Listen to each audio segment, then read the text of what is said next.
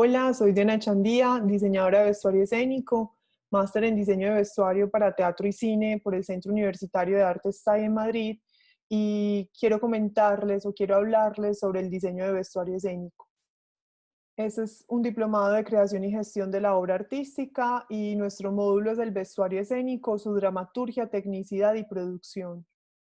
Vamos a hablar del vestuario escénico a partir del comienzo del siglo XX. Más que nada porque pues antes de esto había como un asunto, el vestuario tenía un carácter representacional, ¿cierto? A excepción un poco como del ritual o de artes escénicas, pues como muy específicas. El resto era siempre como un asunto representacional, características de ese sujeto, una descripción comunicativa para que el espectador pudiera darse cuenta quién estaba en escena y ya está. Entonces, a inicios del siglo XX es donde se comienzan a ver otras connotaciones estéticas para el vestuario escénico. Aún así, quiero darles un par de ejemplos a nivel histórico, muy por encima, pero como para que podamos entender un poco de por qué es que comenzamos a partir o a pensarnos el vestuario escénico desde este punto de partida histórico.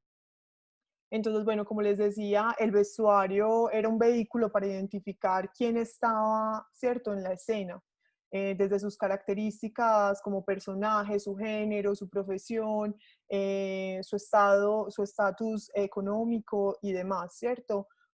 Un asunto netamente, pues, representacional. Aquí comenzamos a hablar, por ejemplo, pues del teatro antiguo, vamos a hablar de lo grecorromano, porque al fin de cuentas tiene muchas cosas en particular, pues muchas cosas, perdón, en común. Aquí las máscaras, por ejemplo, eran súper importantes, pues ahí se comienza a trabajar las máscaras, pero las máscaras eran pues bastante grandes y con un gesto grandilocuente, justamente porque también había una necesidad arquitectónica y era poder llegarle a todos los espectadores, ¿cierto? Ahorita les voy a mostrar un poco como la visión del teatro, pues, o estos edificios arquitectónicos donde se gestaba el teatro y que efectivamente pues tenía que verse, o sea, de un personaje lo crecían de diferentes maneras para que justamente el espectador, tanto desde las graderías del principio como las del final, pudieran poder comprender pues como la historia. Entonces las máscaras también generaban una altura. Se trabajaba coturnos, que era precisamente el calzado para darle altura al actor.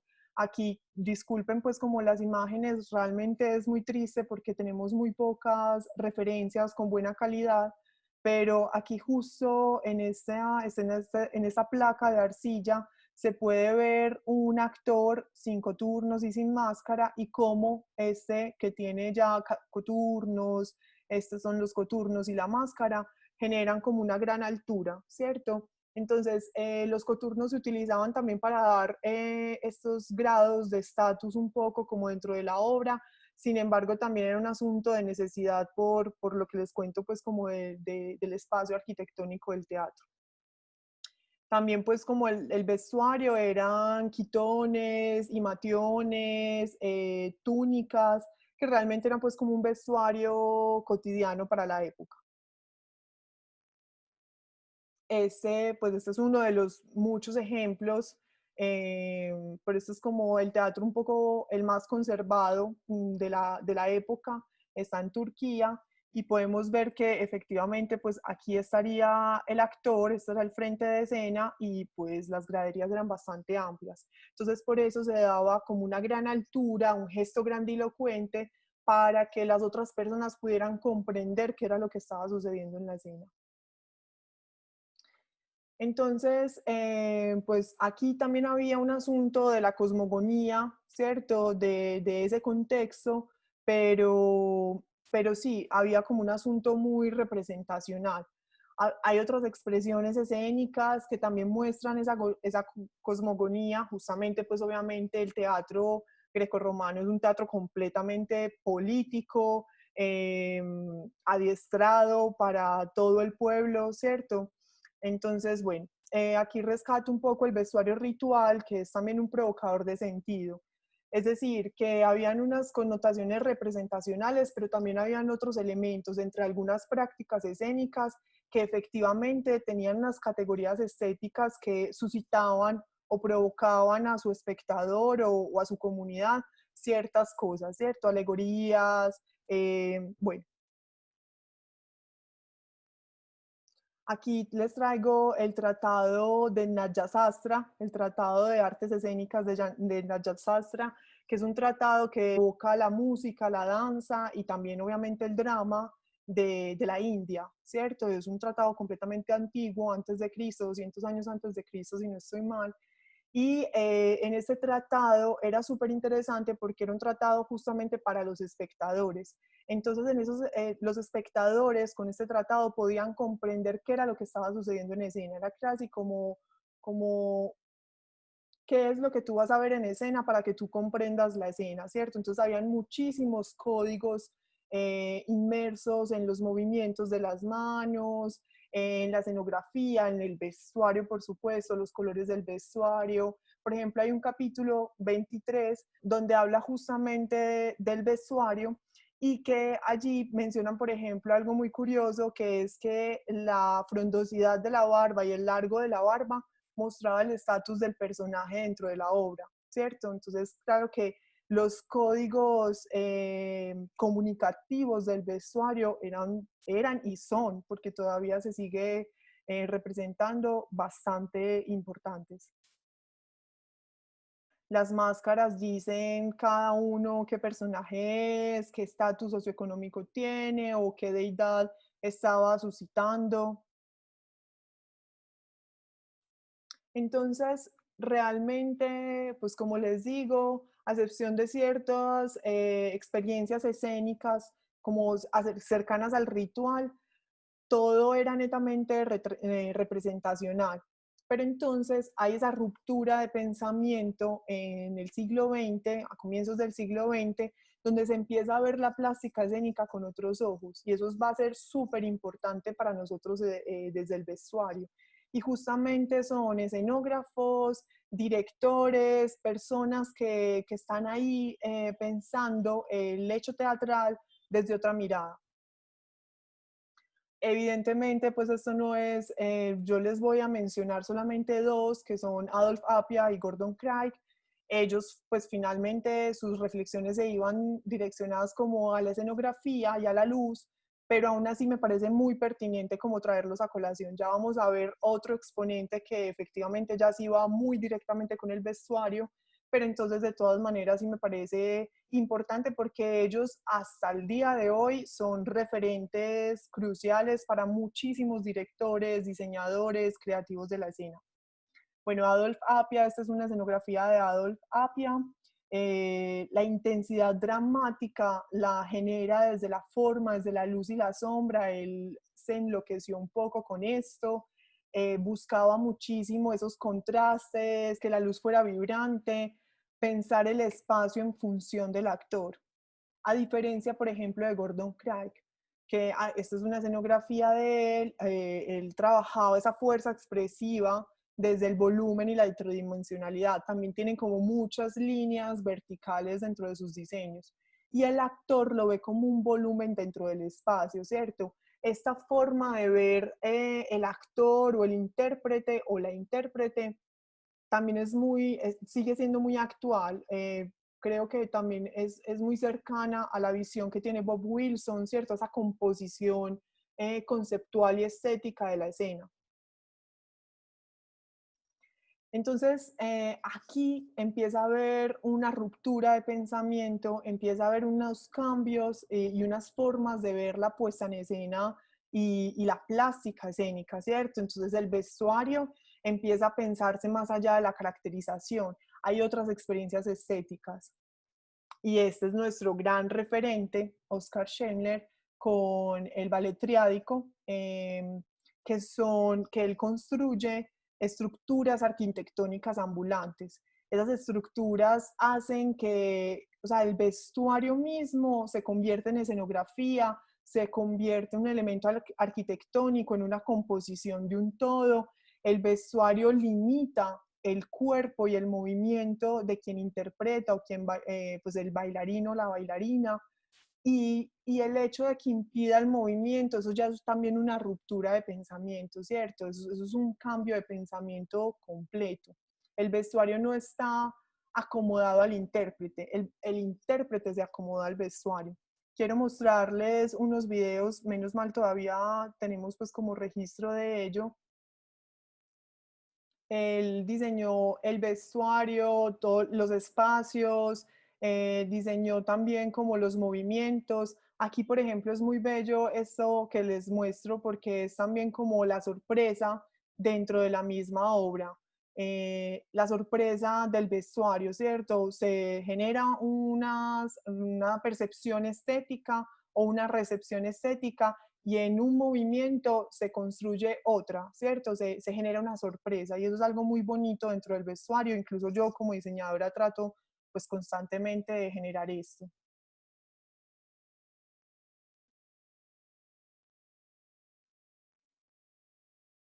El volumen para él era completamente importante.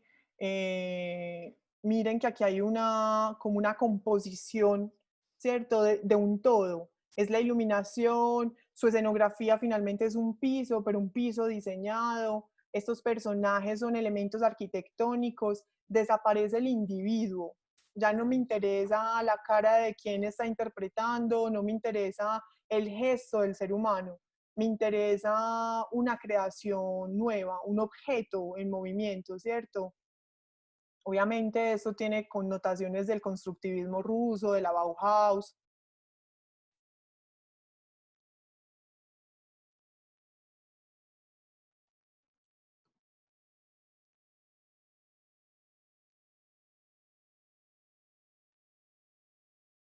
El vestuario activado por el movimiento, que es algo muy bello.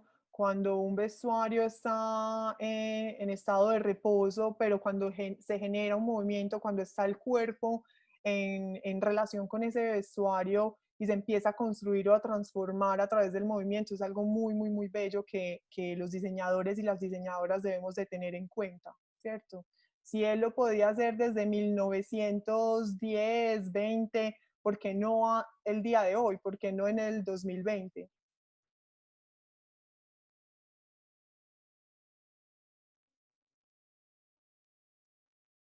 Quiero mostrarles pues como varios elementos, varias escenitas que me parecen muy bellas. Se llama triádico, se llama el ballet triádico justamente porque son tres momentos y él los divide como en tres espacios, incluso de color. El primero es el negro que les muestro, este es amarillo y ya próximamente les mostraré uno que es rosa. Entonces miren que las formas, ya no, aquí no hay brazos, o a veces hay brazos, pero a veces hay brazos, pero no piernas, o a veces hay piernas, pero no brazos.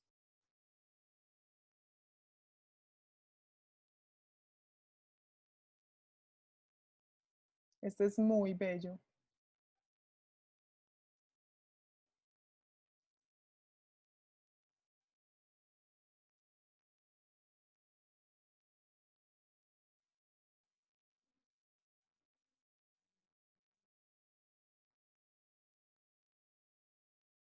El juego con el color, por ejemplo, la composición de los tres sujetos o los tres intérpretes que están en la escena, es súper importante, ¿cierto? No es como que cada personaje tiene una composición, sino que en un cuadro, en un todo, finalmente nosotros estamos creando imágenes. Los diseñadores y las diseñadoras y quien trabaje en el teatro está generando imágenes.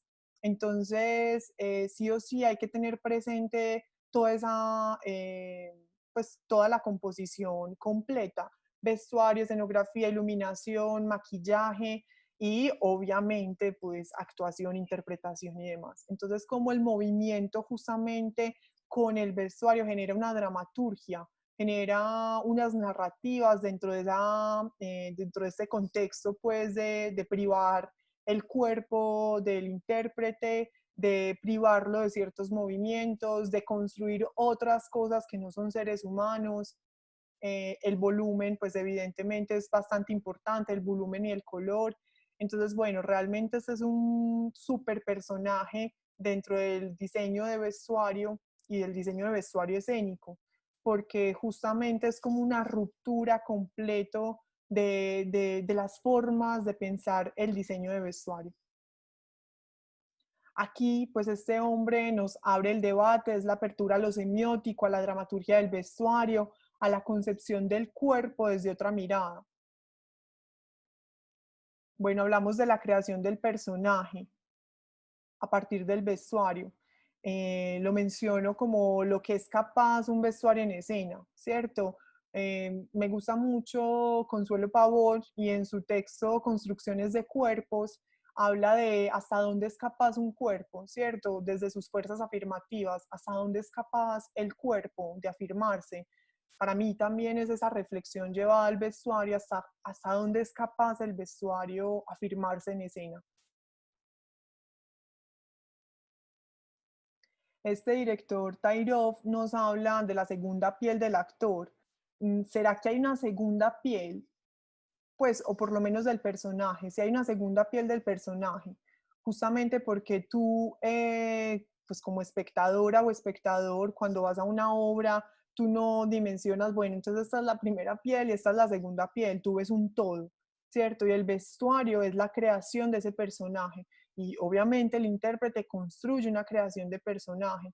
Entonces hay que mirar de qué manera se amalgama, o sea, es esa conexión perfecta para que se construya un solo personaje, si es que se está hablando de personaje, porque como lo menciono, pues ya también nuestro deseo es hablar del vestuario aquí ahora, en el teatro contemporáneo, expandido, en el teatro postdramático, donde no hay texto, o donde se construye el texto desde otras maneras, o hay un laboratorio escénico, donde se crea in situ.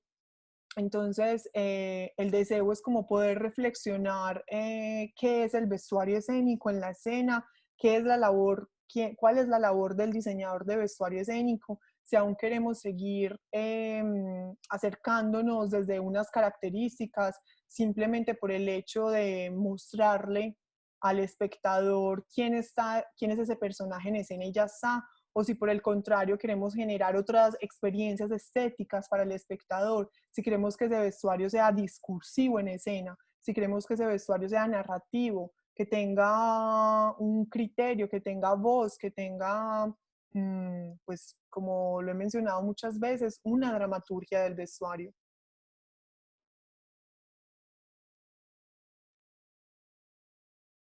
A mí me gusta mucho cómo describe Patrice Pavis el vestuario. Él tiene pues un diccionario de teatro y en donde habla de vestuario escénico, me parece interesante como las reflexiones que plantea.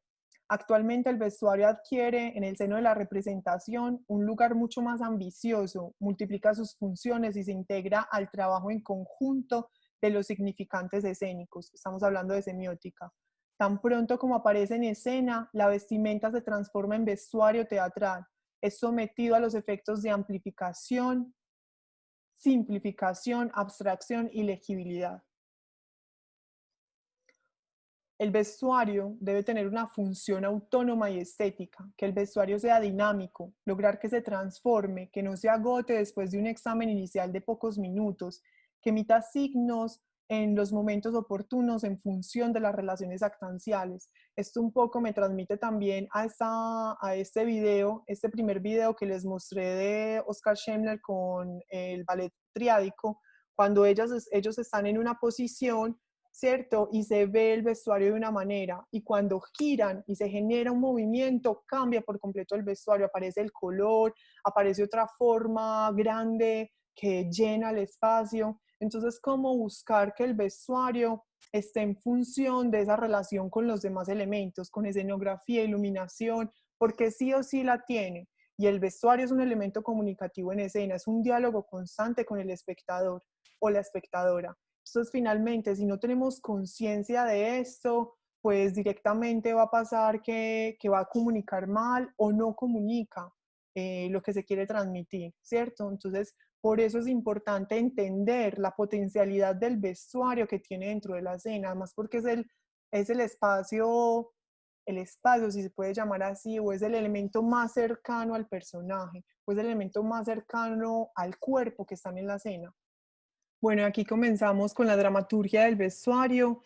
Sé que es una palabra bastante crítica, criticada, justamente pues porque la dramaturgia viene del texto dramático y el texto dramático como tal tiene una estructura bastante compleja, un poco rígida dentro de lo que cabe, o sea, cómo construir el drama dentro de una pieza, pues un texto dramático, ¿cierto?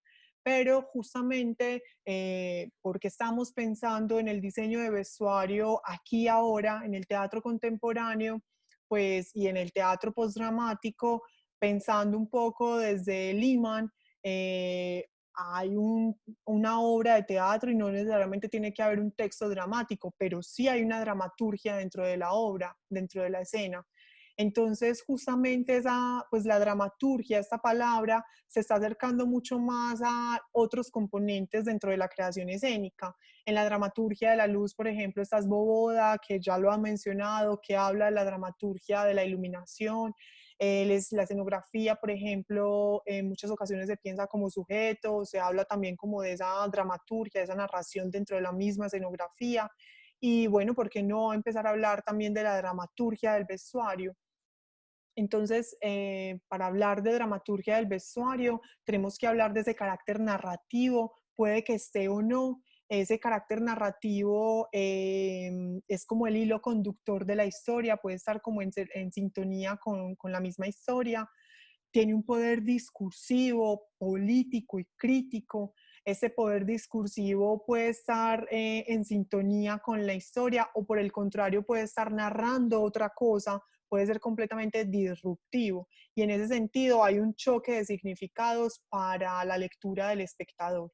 Quiero contarles un ejemplo pues muy bello que pude tener la oportunidad de entrevistar junto con una amiga, a Emilio García Huevi, que es un director argentino y pues su obra pues personalmente pues me encanta y él justamente nos hablaba de eso, de la dramaturgia del vestuario y cómo está completamente desligado del texto dramático. Y nos ponía un ejemplo de Hamlet, ¿cierto? El típico monólogo de Hamlet, pues normalmente entonces estaría con un vestuario de la época y demás, y con esta calavera en la mano y hablar pues como desde su monólogo.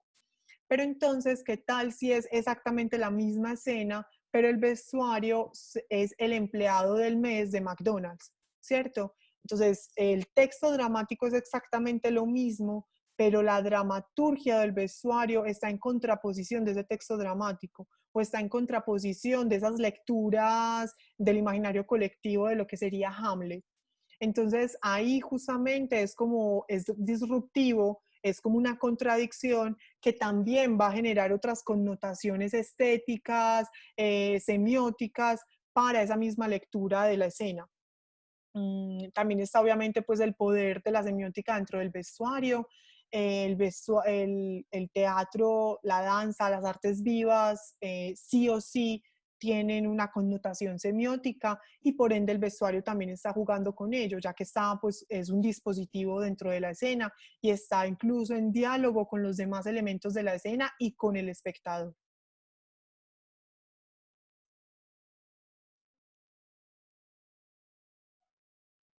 Aquí quiero traerles un ejemplo de una obra que tuve la oportunidad de hacer el diseño de vestuario y escenografía. En este caso vamos a hablar solamente del vestuario, pero entonces la quería traer a colación justamente para contarles pues como ese carácter discursivo, ese carácter, perdón, narrativo, lo semiótico, lo discursivo, político. Entonces, bueno, esta obra se llama Donde se descomponen las colas de los burros, su dramaturgia es de Carolina Vivas y la dirección es de Vladimir Monge. Esta obra, voy a ponerlos un poquito en contexto, habla de la cruda realidad de nuestro país, de los falsos positivos y toda esta situación de violencia que viven muchas personas dentro de estos espacios pues como lejanos a la ciudad normalmente, ¿cierto? Pero en el caso de este texto dramático pues era en el campo. Mm, hay una familia que pues es campesina y su hijo es desaparecido y días después se muestra en la televisión como si fuera un guerrillero y que finalmente pues no lo era, era un falso positivo. Entonces están diferentes personajes que están como en una encrucijada justamente por, pues como por esta misma situación, ¿cierto? Y entonces la tragedia, la gran tragedia de perder un hijo y desde de esa manera y pues como todas las otras situaciones que pueden estar como en cercanía con esa historia. Esta, por ejemplo, es una mujer que recoge los muertos del río, ella se llama Concepción y es la única, esta obra yo la trabajé bastante monocromática, pero hay unos acentos de color o de ausencia de color. En ella, pues la mayoría de los personajes son negros con acentos blancos y en ella es blanco con, acento, con su acento negro. Ella es quien recoge, bueno, quien recoge los muertos del río, los cuerpos del río y finalmente también como que los vende, ¿cierto? Dentro de este texto dramático.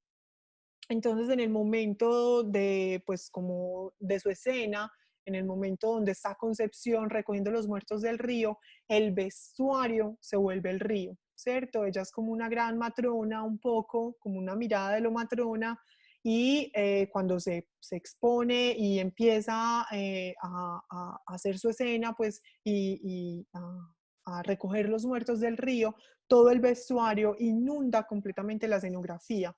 A grosso modo, la escenografía era una gran circunferencia dividida en cuatro, una gran torta, por así decirlo, dividida en cuatro, y podía volverse circunferencia, podía transformarse de muchas maneras, generar un camino, ¿cierto? Porque se movía y entonces el espacio de arriba era solamente para unos personajes, que era montarse encima de las tablas, que era debajo de las tablas, dentro del círculo, fuera del círculo. Entonces los personajes también se disponían dentro de esa escenografía, también por su carácter, por quiénes eran dentro de la obra. Ella entonces, cuando empieza a hablar, pues, y a contar pues como la historia y a narrar lo que es, pues su vestido es completamente amplio, es un vestuario expansivo que se vuelve casi escenográfico, ¿cierto? Inunda todo el espacio. Estos son los padres del joven que se desaparece, ella es Dolores y él es Pedro. Estos personajes, como bien lo pueden observar, no son la caricatura de un campesino o de una campesina. Hay unas siluetas que obviamente se acercan a esa concepción del vestuario tradicional o el vestuario cotidiano, pues como de alguien del campo, pero aún así ya también hay como otras connotaciones, el negro, por ejemplo, ¿cierto? Los halos de luz o los acentos del blanco. Entonces, por ejemplo, en Dolores el acento está en el vientre, finalmente le agarra, se desgarra por completo, es como esa sensación de que le quitan su hijo de su vientre, entonces, bueno, su halo de luz está como en el vientre. Por el contrario, Pedro, por ejemplo, pues Dolores dentro de la historia está muy metida en su casa, recoge el cultivo y llega a su casa, mientras que Pedro es la persona que más transita desde el interior y el exterior de la casa, ¿cierto? Entonces es quien está más enterado de qué es lo que pasa afuera, quiénes son los que mandan y quiénes no, si hablamos, qué nos podría pasar. Entonces él es una persona un poco más temerosa, pero bastante racional. Dolores es completamente emocional, mientras que Pedro es tratando de mediar dentro de su dolor, obviamente, de la pérdida de su hijo, pero al mismo tiempo entendiendo las lógicas de la afuera. Entonces, por eso el halo de luz está en la cabeza, está en el raciocinio, y quise ponerle este radiecito justamente también, pues como muchas personas que labran la tierra, que trabajan en el campo, tienen su radio para escuchar música, la emisora y demás, y por ahí también se enteran la información y lo que está pasando dentro del pueblo. no sé si alguna vez se han dado cuenta, bueno, llaman a las personas, dicen, vea, necesito que tal persona venga a la casa, venga a la finca, ¿cierto? Y eso lo pasan por la emisora. Entonces, este radio era como esa connotación del afuera. Él era el único que sabía qué era lo que estaba pasando afuera y quise ponerlo como en pues en este elemento que es el radio, ¿cierto? Este es el hijo que desaparecen y que finalmente aparece pues muerto y disfrazado de guerrillero. Em, en un principio, pues este texto dramático tiene algo muy interesante y es que ese personaje, hay un asunto del metateatro, este personaje hace las veces de personaje, no sabe quién es o no le interesa decir quién es ni qué quiere salirse de lo que la dramaturga escribió para él, entonces él hace las veces de personaje y se menciona como personaje. Entonces justamente hay una pérdida de identidad y por eso la máscara priva por completo el rostro de quien está ahí adentro, ¿cierto? O sea, es la eliminación pues como de su identidad y le disparan en el corazón, entonces hay como un hueco, pero que todavía no se sabe quién es. Finalmente, cuando, pues mientras transcurre la obra, él empieza a acercarse mucho a su madre por el dolor de su madre y empieza a humanizarse. Y en ese sentido comienza a volverse Salvador, que a la final cuando ya es reconocido como Salvador, se pone esta ruana y pues las botas pantaneras y a la final entonces como que el hueco, que no se sabía qué era, finalmente se vuelve ese acento de blanco, pues como en su pecho. Estos personajes se llaman uno y otro, ambos son completamente idénticos y estos personajes finalmente son los que ejecutan esas órdenes de los altos mandos, ¿cierto? Y que quise que fueran completamente anónimos porque justamente nuestra realidad está atravesada por muchas cosas, por muchas situaciones y hay muchos grupos armados, ilegales o no, pues hay varios grupos armados, ilegales o no, quienes ejecutan estas órdenes, ¿cierto? Entonces ellos son los ejecutores de las órdenes y entonces por eso quería como también quitarle esa caracterización de algo militar o de algo muy específico porque a la final son muchos factores, son muchas situaciones y que también ellos están inmersos dentro de una situación que a lo mejor quieren o no quieren, pero o por ciertas situaciones, oportunidades o falta de oportunidades, o bueno, no quiero pues como entrar en telas de juicio, justamente porque es una situación tan grande y que aún nos sigue atravesando en nuestro país, que pues a la final no se puede decir este es el culpable y este no, porque justamente son personas que están en medio de esa guerra, ¿cierto? Entonces, ellos también son campesinos, por eso las botas pantaneras y pues el acento de la ausencia de color, pues el acento del blanco va en las manos, ¿cierto? Porque son el hacer. También hay como una connotación de la muerte, ellos, pues la misma camisa hace las veces como de capucha y entonces se camuflan un poco, pueden mirar por el rabillo del ojo y tal, y cuando se la quitan, pues también hay como un tapabocas. Este Esponsidoro es el alcalde del pueblo. Mm, al fin de cuentas, pues tiene poder para ciertas personas, pero a la final es quien también ejecuta órdenes de otras personas que están más arriba que él. Y pues entonces por eso el acento lo quise poner hacia abajo, hacia los pantalones, ¿cierto? Se quedó corto de pantalones o directamente no tiene pantalones. Y él tiene rodilleras, ¿cierto? Ahí hay también como una sátira, un asunto como de comicidad frente a lo arrodillado. También justamente el personaje dentro de pues, su trazo escénico y sus movimientos, pues muchas veces está arrodillado. Bueno, entonces aquí, pues de aquí para arriba soy el mandatario, ¿cierto? Pero de aquí para abajo, pues sigo órdenes de otra persona y no tengo pantalones, o los tengo cortos. Y está a este lado Don Casto, quien es el que manda.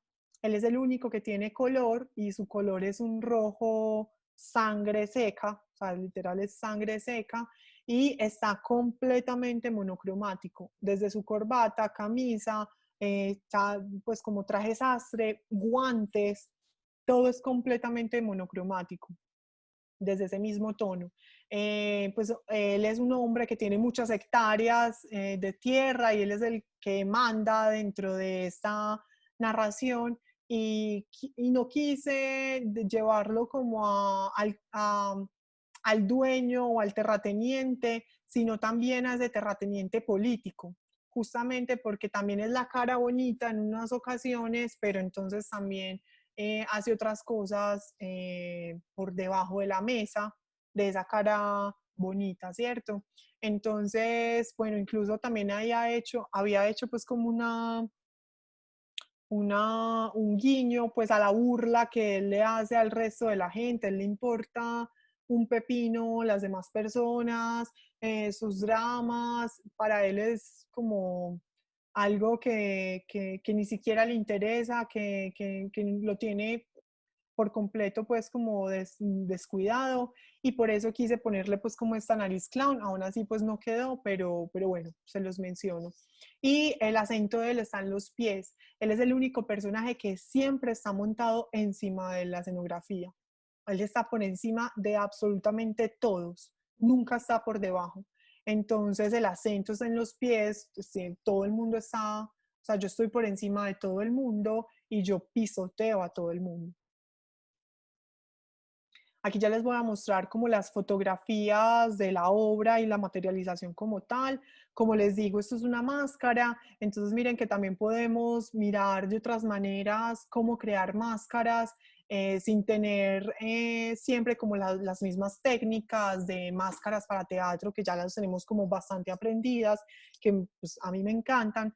Incluso a mí me encantan las máscaras, pero entonces en este caso, ¿cómo vamos a generar otra información a partir de esa privación de identidad? Este es uno y otro, como les mencionaba, pues como el asunto de la muerte también.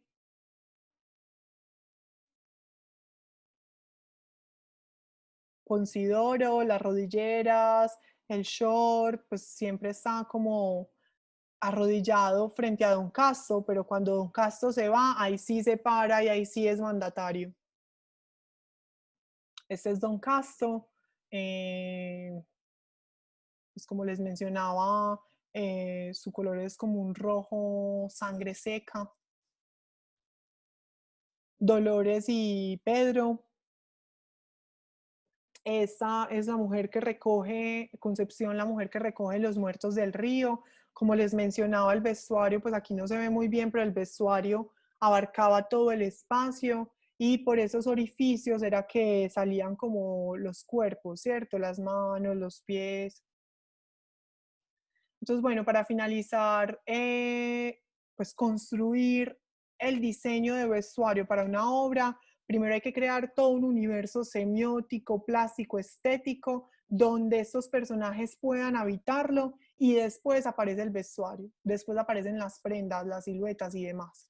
Entonces, realmente nosotros no pensamos, pues los diseñadores o diseñadoras de vestuario, no pensamos o no deberíamos de pensar directamente en la prenda como tal, sino que hay que construir un gran universo, construir todo un lenguaje visual y un universo donde esos personajes quepan y habitan y están. Y a partir de ahí, de ese universo, es que diseñamos. Entonces, ese universo obviamente también debe estar dialogado con los demás creativos dentro de la creación escénica, ¿cierto? O sea, todos debemos de pensar dentro de ese mismo universo. Cuando hago escenografía y vestuario, me es muy fácil porque justamente yo puedo comunicar y ya hay una relación, un diálogo, pues obviamente con los demás del equipo creativo, pero cuando es solamente el diseño de vestuario o el diseño de iluminación, escenografía, o sea, cada componente de la plástica escénica, debe haber una conversación y alguna decisión que se tome de cualquier elemento de interpretación, de dirección, de iluminación, todos debemos o sea, de comprenderla, de asumirla y de tomarla para nuestro proceso creativo.